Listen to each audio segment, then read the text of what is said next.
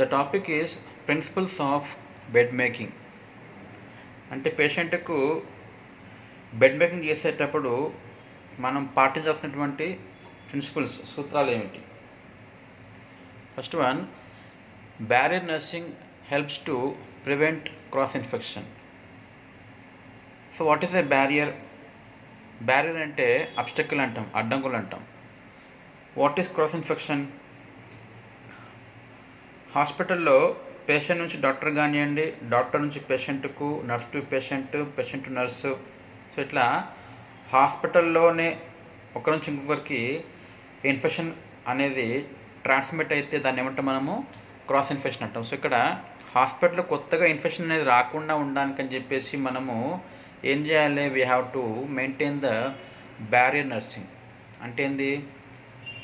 Nursing చేసేవారు పేషెంట్కి when they are nursing they should maintain some barriers. కొన్ని barriers maintain చేయాలి. ఉదాహరణకి యాప్రాన్ వేసుకోవడము, గ్లౌజ్ వేసుకోవడము, ఫేస్కి మాస్క్ పెట్టుకోవడము, తల క్యాప్ పెట్టుకోవడం, ఇవన్నీ ఏంటివి? బ్యారియర్స్, అడ్డంకులు అనమాట. పేషెంట్ నుంచి నర్సుకి, నర్స్ నుంచి పేషెంట్కు ఎటువంటి ఇన్ఫెక్షన్ అనేది సంక్రమించకుండా ఉపయోగించేటువంటి బ్యారియర్స్ అన్నమాట.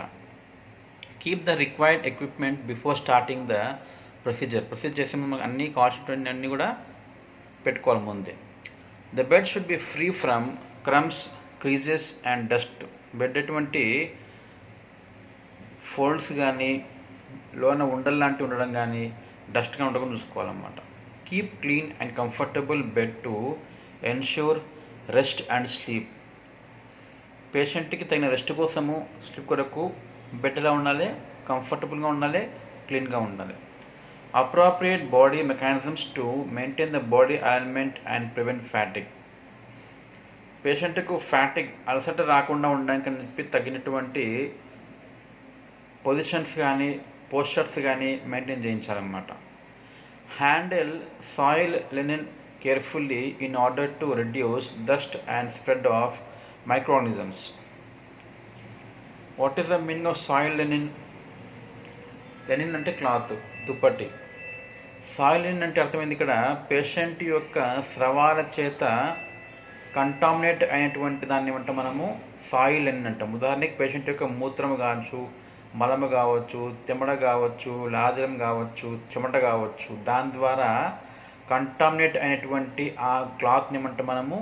సాయిల్ లెనిన్ అంటాం. వాటిని మనం చాలా కేర్ఫుల్గా హ్యాండిల్ చేయాలి, లేకపోతే ఏమవుతుంది? మైక్రోఆర్గానిజమ్స్ అనేవి ఈజీగా స్ప్రెడ్ అయ్యే అవకాశం ఉంటుంది. The patients face should never be covered by sheets or blankets. Patient ముఖాన్ని ఎప్పుడు కూడా కవర్ చేయకూడదు. When pillows are being shaken the nurse should touch away from the patient. ఇక్కడ పేషెంట్ యొక్క పిల్లోస్ షేక్ చేసేటప్పుడు నర్సు దూరంగా ఉండాలి పేషెంట్కి. Always wash hands before and after bed making. Don't place dirty linen on the floor and touch the uniform. So ఇక్కడ dirt అయినటువంటి లెనిన్ని నేలపైన ఉంచకండి. అట్ సేమ్ టైం అది చేతితోటి don't touch your uniform also. Stay on one side of the bed until it is completely made. Then move to the other side and finish the bed. So ఒకవైపు ఉన్నప్పుడు ఆ వైపు ఉన్నటువంటి మొత్తం bed making అయిపోయిన తర్వాతనే ఇంకో వైపుకి మనము వెళ్ళిపోవాలి. దానివల్ల ఏమవుతుంది? టైం కూడా సేవ్ అవుతుంది, స్టెప్స్ కూడా కరెక్ట్గా మనకు అవుతాయి అన్నమాట. ఇది bed making principles. Now the next topic is what is oral hygiene? Write about the care of teeth. నోటి యొక్క పరిశుభ్రత. Oral hygiene is an important aspect of the personal health of an individual. Good oral hygiene implies good teeth and healthy gums with healthy surrounding tissue. So ఇక్కడ oral hygiene maintain చేస్తే మనకి ఏమవుతుంది? ఆటోమేటిక్గా patient యొక్క complete health కూడా మనకు నార్మల్గా maintain అవుతుంది అనమాట. ఎందుకంటే ఇక్కడ ఏమవుతుంది? టీత్ బాగుంటుంది, గమ్స్ బాగుంటే చుట్టూ టిష్యూ బాగుంటుంది. The physical act of chewing food promotes saliva and gastric secretions and helps in digestion. ఇక్కడ దంతాలు బాగుంటే ఏమవుతుంది, వీ చివ్ ద ఫుడ్, ఆహారం చివ్ చేసినప్పుడు నమిలినప్పుడు ఏమవుతుంది, ఆటోమేటిక్గా సలేవా కావచ్చు, లేకపోతే స్టమక్లో ఉన్నటువంటి జీర్ణరసం గ్యాస్ట్రిక్ జ్యూస్ కూడా స్రవించబడ చేస్తుంది. స్రవించబడక ఏమవుతుంది, మనకు ఈజీగా ఆహారం కూడా జీర్ణము అవుతుందన్నమాట. హెలిటోసిస్ అంటే ఏంది, మీన్స్ బ్యాడ్ బ్రీత్, నోట్లోంచి దుర్వాసన రావడం. It is due to poor oral hygiene. Dental caries, it is due to bad oral hygiene, దంతాల యొక్క పుచ్చిపోవడం ఏమంటాం మనము డెంటల్ క్యారీస్ అంటాం. పయోరియా, రియా అంటే స్రవాలు, collection of pus around the teeth is called pyorrhea. ఇక్కడ ఏమవుతుంది, దంతాల చుట్టూ పస్ చీము చేరితే ఏమంటాం మనము పయోరియా అంటాం. So will see the care of teeth. Tooth brushing twice a day. Tooth brush is the best means for removal of food debris and dental plaques. దంతాల మధ్య ఉన్న ఆహారాన్ని తీయడం కానివ్వండి, దంతాలపైనటువంటి పెరిగిపోయిన గార కానివ్వండి తీయడానికి మనకు బెస్ట్ విధానం ఏంది, using a tooth brush. Many people use tender twigs, neem, charcoal powder, tooth powder. కొంతమంది చేస్తారంటే బ్రష్ కాకుండా కొన్ని ఏమంటారు అవి పుల్లలు అన్నమాట. ఉదాహరణకి నీమ్, వేపాకు యొక్క పుల్లలు ఉంటాయి కదా, దాన్ని పుల్లలు కానివ్వండి, లేకపోతే డైరెక్ట్ బొగ్గు వాడడం కానివ్వండి, పౌడర్ కానీ వాడడం చేసుకుంటారు అన్నమాట. కానీ best is the using brush. The bristles of the brush should not be sharper or too hard. Brush యొక్క బ్రిజిల్స్ అంటే ఇవన్నమాట పుల్లలు, ఇవి ఎలా ఉండాలి, షార్ప్గా ఉండద్దు, అట్ సేమ్ టైం హార్డ్గా కూడా ఉండకూడదు. Vertical and circular brushing is best. Vertical అంటే నిలువుగా, సర్క్యులర్ రౌండ్గా, ఈ షేప్లో, ఈ రౌండ్ షేప్లో మనము బ్రషింగ్ అనేది చెయ్యాలి. Teeth and mouth should be clean after meals. ఆహారం తీసుకున్న తర్వాత ఖచ్చితంగా మౌత్ని క్లీన్ చేసుకోవాలి. The tongue should be scraped or brushed and the mouth gargled with the lukewarm water to keep the throat clean. Tongue అనేది scrape చేయాలి, గీరాలన్నమాట, లేదా బ్రష్ చేయాలి. తర్వాత నోటిని పుక్కిలించుకోవాలన్నమాట. దేంతో, లూక్వామ్ వాటర్, గోరువెచ్చని నీటితో పుక్కిలిస్తే ఏమవుతుంది, థ్రోట్ అంతా క్లీన్ అవుతుంది అన్నమాట.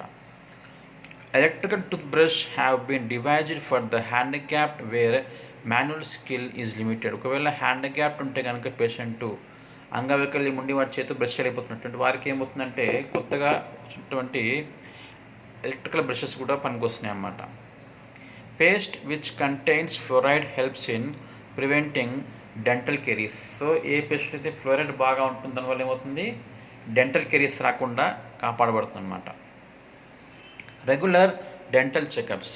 Every 6 months once dental checkup helps in early detection and treatment of dental ailments. ప్రతి 6 months ఒకసారి ఖచ్చితంగా మనం ఏం చేయాలి, డాక్టర్ దగ్గరికి వెళ్ళి చెకప్ చేయించుకుంటే మనకు ముందుగానే డెంటల్ ఎయిల్మెంట్స్ అంటే డెంటల్స్ యొక్క సమస్యలు ఏమైనా ఉంటే వాటిని ముందుగా మనము గుర్తించవచ్చు, చికిత్స చేయవచ్చు. Diet. Taking fruits and vegetables reduces the frequency of dental caries. These foods are called nature's tooth brushes. So ఆహారంలో ముఖ్యంగా పళ్ళు, కూరగాయలు బాగా తింటే ఏమవుతుంది, పళ్ళు పుచ్చుకోవడం అనేది కొంచెము తగ్గే అవకాశం ఉంటుంది. Avoid eating refined carbohydrates, pastries, jellies, cakes and chocolates which promote dental caries. ఇక్కడ పిండి పదార్థాలతో చేసినటువంటి కొన్ని ఆహార పదార్థాలు, ముఖ్యంగా పేస్ట్రీస్ అంటాం, కేక్స్ లాంటివి, జెల్లీస్, చాక్లెట్స్ అనేవి కొంచెం అవాయిడ్ చేయాలి. లేకపోతే ఏమవుతుంది, అది వాటి వల్ల కూడా డెంటల్ కేరీస్ అండ్ డీకే కావచ్చు. Habits. Avoid chewing bitter leaves or tobacco. The foundation of good oral hygiene is laid in early childhood. So నోట్లో మనకి ఎప్పుడు కూడా ఈ బిటర్ లీవ్స్ ఉంటుంది, తమలపాకులు కానీ పొగాకు కానీ నమలడం చేయకూడదు. After removing dentures, mouth should B rinsed with salt water properly. నోట్లోంచి డెంచర్స్ అంటే కట్టుడు పళ్ళు, ఓల్డ్ పీపుల్లో ఉంటుంది ముఖ్యంగా ఇది. అవి తీసిన తర్వాత ఏమిటి మనం ఏం చేయాలి, సాల్ట్ వాటర్తో బాగా నోట్ని క్లీన్ చేయాలి. Dentures should be removed after each meal and thoroughly brushed.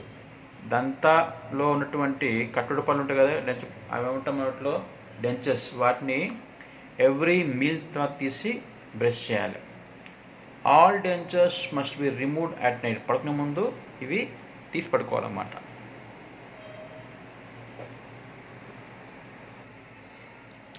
ఇది నోటి యొక్క శుభ్రత.